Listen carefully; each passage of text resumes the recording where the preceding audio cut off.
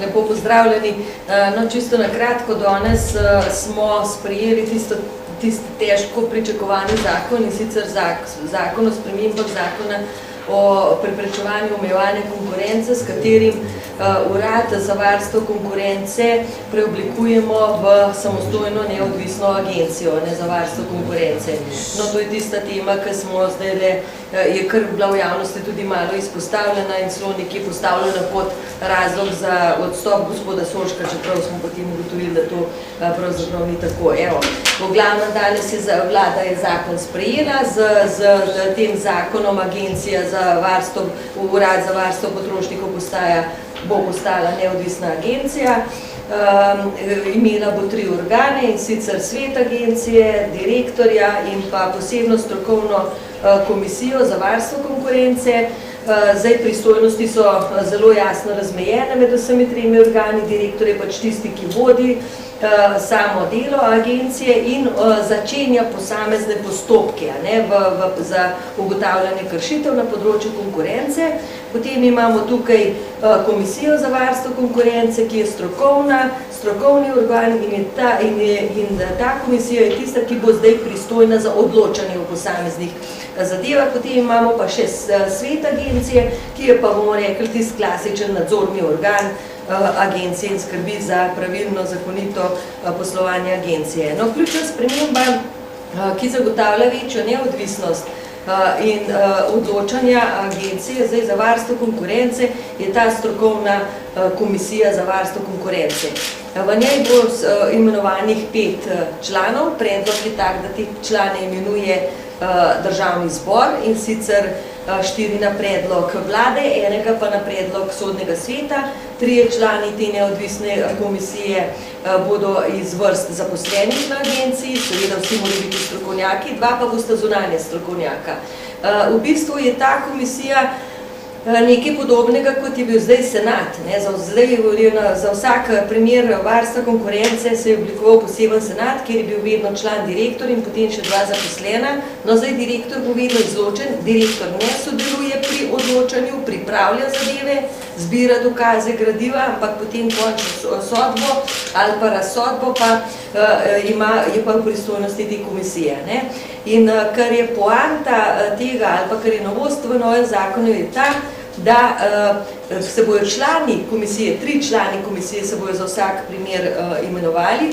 Ti člani komisije se bojo izbirali naključno, se pravi, se bojo žrebali, tako da pred odločanjem se bo vedlo nekdo, kateri 3 člani te komisije bojo odločali v posameznem primeru. S tem se želi na čim bolj, veste, omejiti ali pa onemogočiti kakršnokoli vplivanje kogarkoli na strokovno odločitev članov komisije.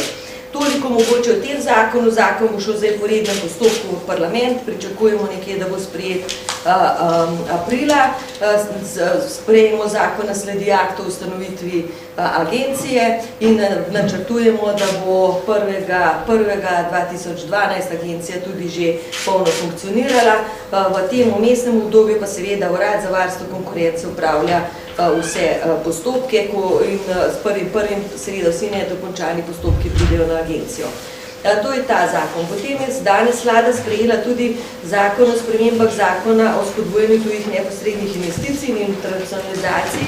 Tukaj gre za nujni postopek in za eno manjšo spremembo zakona, in sicer gre za spremembo v delu, ki se nanaša na določanje kriterijev in meril za dodeljevanje neposrednih finančnih spodbud tujim neposrednim investicijam. Dejstvo namreč je, da smo do zdaj imeli te kriterije in merila za izbor tujih neposrednih investicij določenih v uredbi. Tako imenovani 22. člen, zelo slavni, člen, na podlagi katerega smo odločali o posameznih tujih neposrednih investicijah in sklepali tudi neposredne pogodbe. No, ker se je za začetkom tega leta spremenil zakon o javnih financah, ki ne dovoljuje več sklepanja neposrednih pogodb, razen če to ni v posebnih področnih zakonih posebej urejeno, smo seveda zdaj mi morali na hitro spremeniti ta zakon, zato da smo si zagotovili pravno podlago. Dejstvo pa je, da imamo v delu kar nekaj tujih neposrednih investicij in zaradi tega seveda nujen postopek, ker želimo seveda, da se te investicije tudi čim prej izpeljejo. Drugače pa za to leto pripravljamo pa pravo, celovito prenovo zakona o tujih neposrednih investicijah in internacionalizacije, kjer bomo naredili še določene spremembe glede samega načina izvajanja internacionalizacije, predvidene so organizacijske spremembe, to sem že povedala nekajkrat, načrtujemo reorganizacijo Slovenske turistične organizacije, JAPTI, ATIA, vseh teh izvajalskih organizacij v ene bolj sodobne oblike organizacijske za spodbujanje in promocijo gospodarstva. No, ampak ta zakon bomo delali počasi, lepo premišljeno, tudi ni nobene potrebe za hitenje in pričakujemo do konca leta, da ga bomo tudi sprejeli. To sta bila dva zakona, no potem smo pa danes je vlada obravnavala tudi poročilo o izvajanju akta za mala podjetja. Kot veste, je vlada maja 2010 sprejela akt za mala podjetja, v katerem je določila 10 prednostnih ukrepov, s katerim naj bi pomagala predvsem malim in srednjim podjetjem pri izboljšanju in lažjem poslovanju. No, jaz moram reči, da zdaj s tem poročilom sem kar zadovoljna.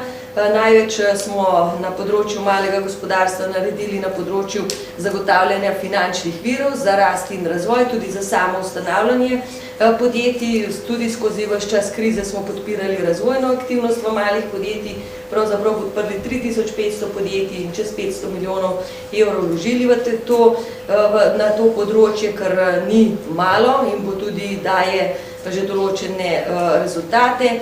Kot je na poseben taka stvar ali pa napredek, ki smo ga naredili na področju spodbujanja malih podjetij, zagotovo tudi ustanovitev sklada tveganega kapitala oziroma razdelitev sredstev za tveganega kapitala med privatne družbe tveganega kapitala, kjer seveda tudi že pričakujemo 6 pogodb že sklenjenih, pričakujemo že tudi prve konkretne investicije iz tega naslova in pa seveda naj omenim garancijski sklad, ki smo ga oblikovali preko Slovenskega podjetniškega sklada, za katerega sem prepričana, da zdaj že s potencialom 170 milijonov evrov smo pa marsikateremu malemu podjetju pomagali, da je lažje prebrodil tako likvidnostno krizo, kot tudi si zagotovil sredstva za razvoj. Seveda je bilo nekaj stvari narejenih tudi na področju odprave administrativnih ovir, da ne porabim vsega časa, kompletna informacija in poročilo bo objavljeno na naših spletnih straneh.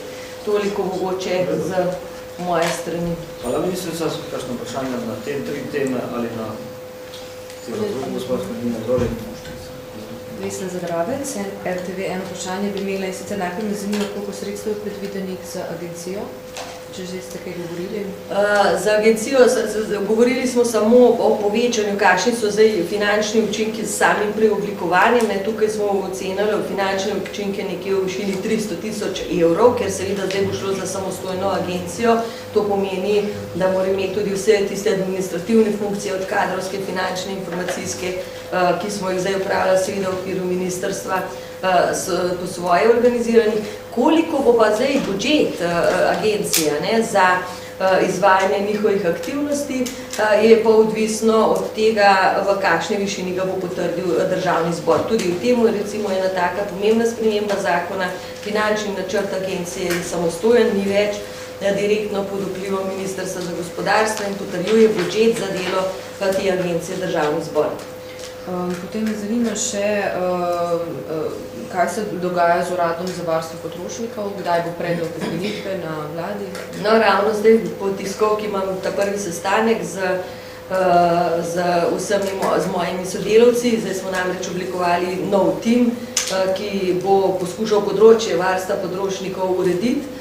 Moram reči, da so mi pripravili že zelo dober predlog, mi gremo v ukinitev urada, bomo funkcije tiste, ki jih je potrebno izvajati znotraj državne uprave, ker zakonodaja sprejem nacionalnih programov, bomo obdržali v okviru oddelka na Ministrstvu za gospodarstvo. Kot sem že rekla, vse tiste aktivnosti varstva potrošnikov, ki obsegajo promocijo, informiranje, osveščanje potrošnikov, bomo pa z razpisi prenesli na nevladne organizacije. Da pričakujemo ukinitev to oziroma to vzpostavitev? To proces teče zdaj. Ne? Mi smo s postopkom začeli, tukaj gre za spremembo uredbe, kakšnih par mesecev bo verjetno proces tekel, ampak postopek se je že začel. Pa še tu me zanima, v bistvu, kaj se dogaja s praznimi stanovanji oziroma kako daleč je ta odločitev glede teh praznih stanovanj, s katerimi naj bi vladal oziroma naj bi tudi dali na sklad, trg. ja. Jaz moram reči, da tukaj odločitve še ni. Moram tudi poudariti, da Ministrstvo za gospodarstvo je v tem primeru samo koordinator in organizator vseh teh aktivnosti, ki smo jih in ukrepov, ki smo jih pripravili za pomoč gradbeništvu. Ključno vlogo pri tem konkretno pri skladu ima Ministrstvo za okolje in prostor in pa Ministrstvo za finance, v tem okviru tudi sklad, stanovanjski sklad, ki se še niso izjasnili. No, in če mene vprašate, po mojem, to tudi kaže na določene pomisleke v zvezi s tem predlogom in po mojem je možnost, da bo dejansko prišlo tudi do resničitve tega predloga vedno manjša. Glede na to, da pa trg oživlja, ker pa zdaj kažejo tudi vsi podatki, in glede na to, da se tudi kreditna dejavnost bank, gospodinstv, prebivalstv, tudi za stanovanja povečuje, pa je tudi že vprašanje, ali ta ukrep pravzaprav še smiselen. Še kakšno vprašanje za ministrico? Če ne, hvala lepa. Hvala, nasvidenje.